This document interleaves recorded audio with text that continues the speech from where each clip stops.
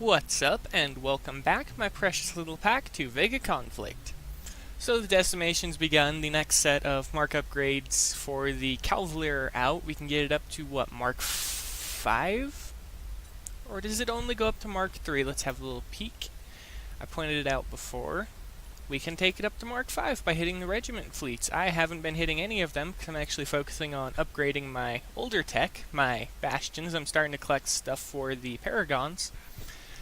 I'm going to build a small fleet, and I'm going to build one universal fleet that I'm going to use, because as it stands right now, I actually have two. I have my primary fleet, which I use for high-level events, and then I built the secondary fleet for two purposes. It is to help me do the daily missions.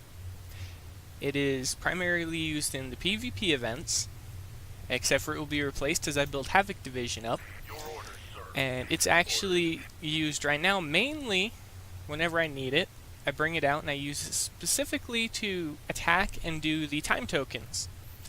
I can do 2 level 60 Demon Core Raiders for about 8 minutes repair time, so I can bring it back. I'm going to duplicate this fleet so that I can run the time down, because right now it takes me around, on estimate, 100 minutes to complete a time token ride. That is 1 hour and 40 minutes. It needs to be much shorter than that. So what I'm going to do is I'm going to duplicate this fleet, and while one fleet's out, I'm going to have one repairing, and I'll do 2 hits and I'll cycle them out. So each time one comes back to start repairing after 2 hits, the other one will launch again, so I'll have one constantly out farming. And that's going to take me a little while to build that, and I'm also still going to be producing my Altarian fleet, which I will actually trade out after I get enough of them down into this fleet. So the third one will be the Altarian fleet, the first one will be my Axis, and the second and possibly fourth or fifth, as I shift stuff around, will be my duplicate fleet of this one. Now, the importance of the duplicate fleets is attack one target for certain events, send them back for repair, and then attack with the other fleet and keep alternating so you're keeping the repair time down while you're hunting targets. It may only save you a few minutes in the long run, but every single second counts. Now, what do I think of the Decimation this time around on a scale of, let's say, 1 to 5, 5 being the best it could be, 1 being the worst? Or will I rate it as a hit or miss? I'm going to do a little bit of both. Combat-wise, if you play correctly and play carefully, you can avoid damage. If you have long-range ships, that is, because, well, we know how Kixeye loves to outrange everything we have. Destroyers would be an optimal build against brigades and vanguards, but I don't know how well destroyers would hold up, and I'm not going to take my secondary fleet in against high-level targets because they're not built for that. Their sole goal was PvP for low repair time, because they're under a 14-hour repair time, so I can use them twice a day, except for during PvP events I can use them more than once. 15 hours. Under 15 hours. But each one is set up so that you can literally play for certain fleets. For my main fleet, the primary fitting for the Guardians is actually light shielding, light armor, and a focus on weaponry. Now, each one actually has different resistors, and if I actually take a little peek here, some of them have resistors, some of them don't. Now, the ones that don't have resistors have something else. Can you spot the difference? They actually traded down from an alien weapon to focus solely on pulse cannons. This means that this fleet, at any time I want, I can upgrade their repair time by simply increasing the amount of armor they have. Each of these is about 1/2 the health that this fleet is, this single ship. But it has so much more shielding and everything like that for the repair time, and I see it as just being so much more worth it. Now, a single fleet, how I would recommend a player to use them during Decimation, Mobilization, or a primary event, if they have Guardians fitted the way I have here, and this will be the standard fitting if you can't get your hand on the Xeno Eclipse driver, but this would be your standard fitting, but you would actually bump all these up to level 2, which I still have yet to do, just to increase your damage per second. And the goal of that will be because you're going to be farming up the mark upgrade boxes necessary to upgrade your ships before you can actually produce them. In this case, I'm actually getting another set of Mark IV boxes, and I'm actually going to tell you guys something easy. How many Mark boxes do you need for each level of a high-level ship that you actually has the parts in the boxes? Since the Axis division, well, the Axis came out, it is you need 5 boxes for a Mark II, you need 10 boxes for Mark III, 15 boxes for a Mark IV, and roughly 35 boxes for a Mark V. Now, that seems like a lot, but when you're actually out farming, as I know, I can actually get most of the Mark upgrade boxes up to Mark IV during a Decimation or another event, mobilization, whatever they have the boxes in. And I can get it up to around Mark IV just off of hitting targets. This time around I'm actually separating my focus, as anyone should, and I'm actually going after some battleships because I'm actually going to build some of them. But they're not going to be using the missile because I see no point in it in PvE or PvP unless I'm going to be doing the cheaty thing and hitting players' bases, but I'm not going to do that because that's, one, degrading to me and just being a complete and total dirtbag to somebody else. And the fact other people do it, they can go right ahead. I'm not going to do that. Second, as you can see, I just need to hit 2 more and I have my Mark V, the Mark II for the Paragon, and I'll start hitting next up and get some Mark IIIs and so on and so forth. It's so I can produce one of each ship type of that specific class, and after I produce the next set, what I'm going to do is I'm going to actually upgrade my ships and I'm going to build a Cavalier Cutter. Now, the fleet I'm going for by the time the carrier comes out is I'll have 1 battleship, Mark V, 2 bastions, Mark V, and a Cavalier Cutter, Mark V, leaving me with 1 free slot for any ship I want and the carrier. Now, these are all going to be fully fitted, so they're going to be fairly heavy. But that all aside, I'll actually talk about the fittings for each individual one as they come out, but I'm waiting for the destroyer next month in favor of its projectile weapon, because each destroyer that has come out with a projectile weapon, and that's typically what people fit on the battleships.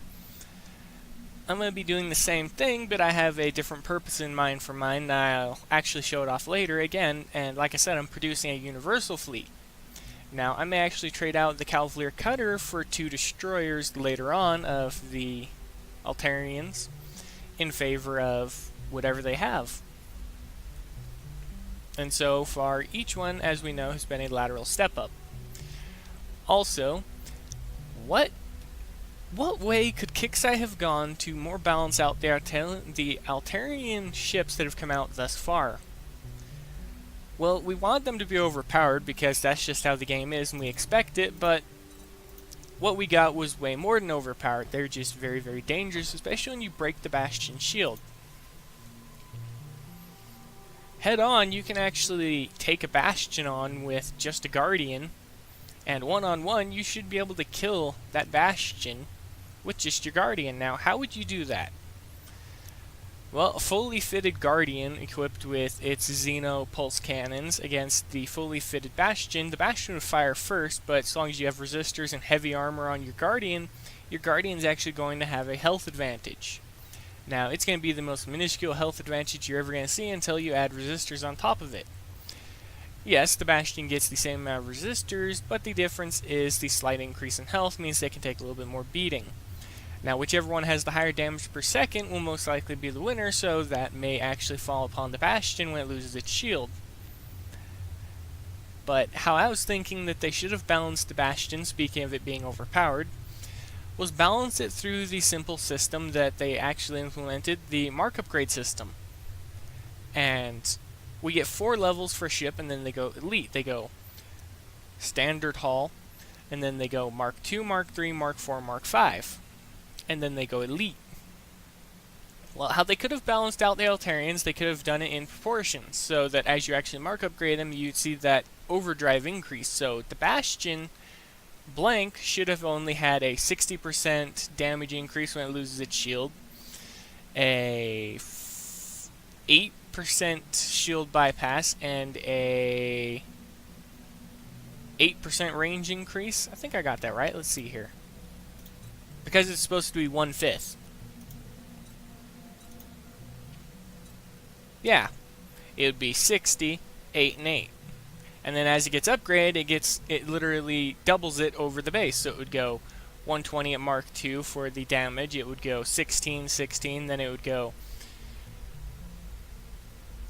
Well, you get how it'd go. It'd slowly go up that way until you get to a Mark V, which would have this as what it is, except for the time would go up as it gets Mark upgraded as well. But it would help to nerf them so that they wouldn't be as overpowered when you break their shield. Unless they're Mark upgraded, then you could fear the Mark upgraded ones more, and it would give a little bit more purpose to focus on Mark upgrading the ships. Right now, as it stands, we just Mark upgrade them, one, for the additional weight, as well as the reduced weight of certain items. In the case of the Bastion, we Mark upgrade it to stuff as much stuff on it as we can, then we kick it on the back and say, go kill for us. It's a no-scale fleet. Everyone knows it. I know it. I'm not going to deny it, and it's kind of the reason why I use them. Well, But what I've been doing thus far, I'll actually make a separate video, and I'll show you what I've been using my Bastion for thus far in high-level combat. It's not sticking with the fleet. How I've actually been using it is... During combat, I've been separating it so that I have my 4 Guardians in a box formation that's separated out, so AoE from certain battleships we all know won't be able to splash on the other, so if it hits one with an explosive weapon, it's not going to splash on the other, so they're not a clumped up box, they're fairly spread out. I have the Carrier on the 3 key, the Bastion on the 2 key, and the Guardians on the 1 key. Now, what I'm doing for brigades, I'm actually attacking in 2 areas at once. I have the Bastion literally fighting alone on the opposite side that I'm using my Guardians on. So I'm separating up the power, but I'm also keeping the AI off my Carrier, because typically my Carrier will die long before the rest of the fleet does, and right now I've hit 3 of them and it should actually be around 50% health. That's fine, but this time around, since I'm using this tactic, my Guardian is actually soaking up the damage the Carrier would be taking, while the rest of the fleet is taking the normal damage. So far I've actually lowered the damage by letting the Bastion soak everything up on one side of the fleet, as well as allowing it to fight a lot harder. But I'm going to do a full video later of my full review of the Decimation. Right now it's just a hit or miss, and right now I can't say it's a hit or a miss, and out of the scale of 1 to 5 I rated it a 3 so far. 1, the targets are overpowered in the higher tier if you don't have proper fittings and fully Mark upgraded fleets, because poor balancing on kick size part, it leaves certain fleets a little overpowered and certain fleets of players a little underpowered. Well, extremely underpowered in certain cases. And as for what I would recommend to go for the Decimation, well, you already know. Go for the Bastion because of how powerful it is. And then if they manage to break the shield, it just gets even more powerful. But that's going to be it for this video, everybody. The ARC video was actually rescheduled. I want to get this out real quick. It was rescheduled to tomorrow, and it's not going to be a full video. What I was just going to do is I was going to list off the to-do list in-game, as well as play a little bit with some settings, stuff like that, and show off how the game looks now, as well as change a few things and set it up so I can start doing the bosses, because one thing I haven't done is the bosses. I figured best thing for all of you to see is my first reaction to the bosses. So that may either come during a live stream, which I may do soon, or in the case of certain videos, which I'll release 1 per week if possible. But I'm not going to do ARC videos for Thursday. The videos are actually going to be different. The schedule will be StarCraft on Monday, Wednesday, Friday, and then on Thursday and Tuesday it'll be different videos. Right now they are Billions is on Tuesday, and Thursday will bounce between multiple games. Next week it'll actually be Maelstrom. But if you like the video lineup or have any thoughts of what I could actually add in on Thursday instead, if I may have the game, I can add it to the list and the lineup and have it go through the rotation. Feel free to say so below. If you actually have any thoughts on the Decimation, or if you'd just like to help point out just how overpowered certain fleets are, feel free to. If you have any questions about any fittings, fleets, or anything like that that I may have you may not know the fitting to, just ask and I'll let you guys know. If you have any questions about anything I may be able to answer in-game, feel free to ask below in the comment section. I'll get back to the questions as quickly as possible.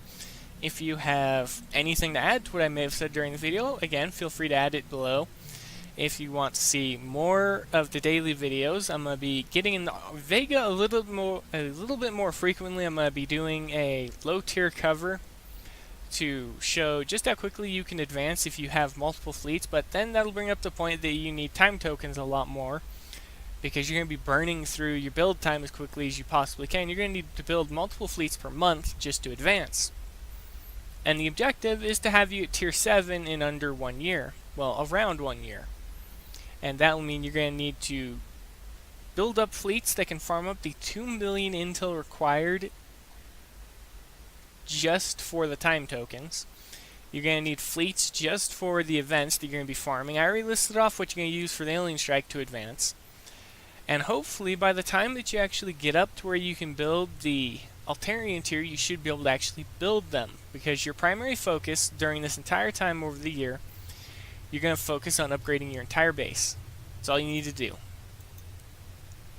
But I'll talk about that again more in another video. I'll talk about the Decimation more in another video and things like that. But I need to go. So if you guys liked what you saw, feel free to leave a like, comment, and subscribe for more. It really helps. And as always, everybody, I'll see you later.